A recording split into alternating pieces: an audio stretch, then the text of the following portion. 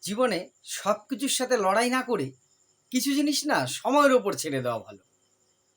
আমার অন্তত সেটাই মনে হয়। সবচেয়ে বড় পরীক্ষক, সবচেয়ে ভালো জবাব যদি কিছু দিতে পারে সেটা হচ্ছে সময়। ঠিক বললাম কথাটা? আমরা হয়তো অনেক কিছুর সাথে লড়াই করি জীবনে।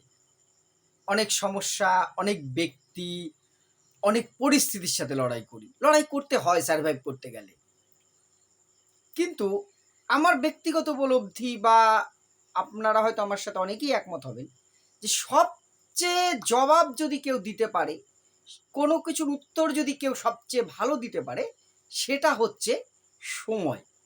সময় কিন্তু প্রতিটি পাওনা গণ্ডা প্রত্যেকটা মানুষকে প্রত্যেকটা পরিস্থিতি কিন্তু ফিরিয়ে দেয়। এই বিষয় নিয়ে ২-৪ টি কথা আমি বলব। তার আগে একটা রিকোয়েস্ট, প্রাণ চক্রবর্তী যে প্রোফাইলে দেখছেন, এই প্রাণ চক্রবর্তী আমার ইউটিউব একটি ছোট্ট চ্যানেল আছে। সবার কাছে অনুরোধ চ্যানেলটা একটু সাবস্ক্রাইব করবেন। আমি লিঙ্কটা দেখুন প্রথমে ডেসক্রিপশনে দিয়েছি।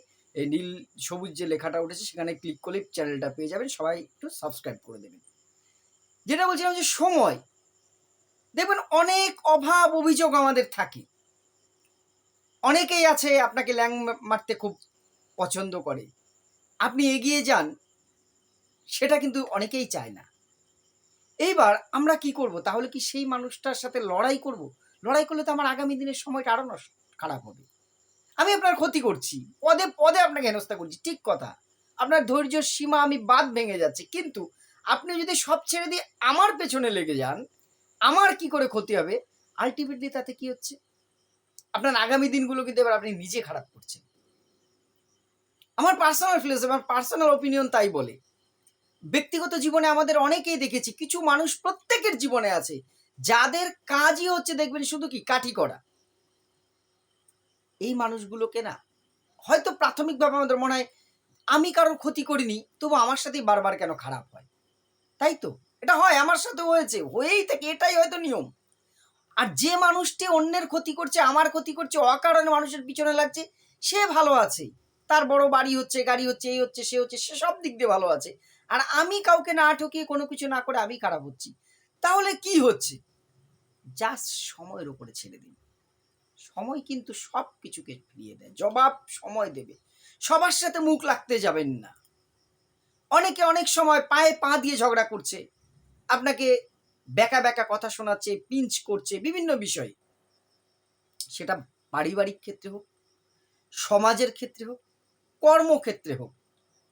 জাস্ট নিজের জায়গাটা ঠিক রেখে আপনি যে ঈশ্বরে যেভাবে বিশ্বাস করেন তার উপরে ভরসা করুন আর সময়কে ছেড়ে দিন। একসময় মুঘলরা এই দেশের সাম্রাজ্য বিস্তার করেছিল। কেউ ভেবেছিল মুঘল সাম্রাজ্যের পতন হবে?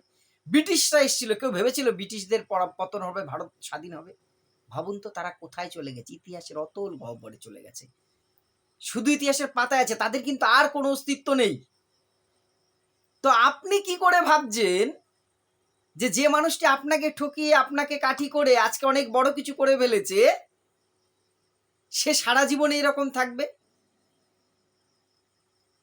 এটা ভুল।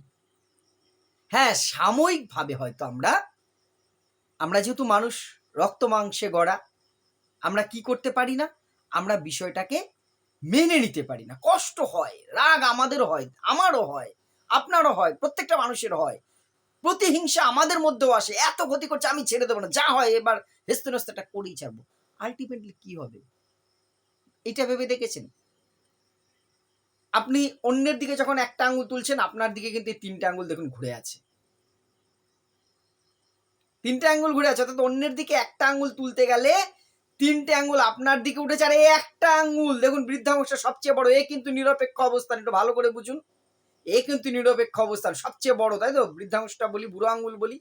অর্থাৎ ঈশ্বর, সময়, এ কিন্তু স্থির আছে।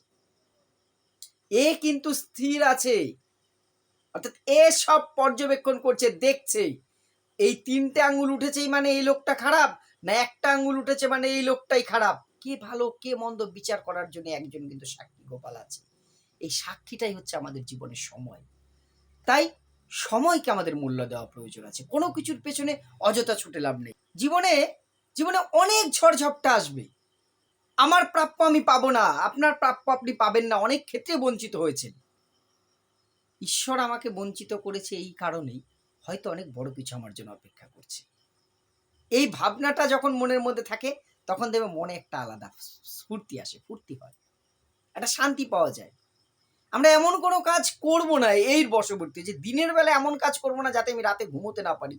আর রাতে এমন কোনো কাজ করব না যাতে আমি দিনে মুখ না দেখাতে পারি।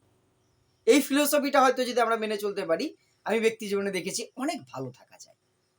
অনেক ভালো থাকা যায়। ভালো থাকার অনেক রসদ আমাদের রয়েছে। আমরা এই অন্যের দিকে না তাকিয়ে শুধুমাত্র ধৈর্য জীবনের সবচেয়ে যেটা বড় পরীক্ষা, ঈশ্বর হয়তো আমাদের নেন, ভগবান আমাদের নেন, সময় নেয়।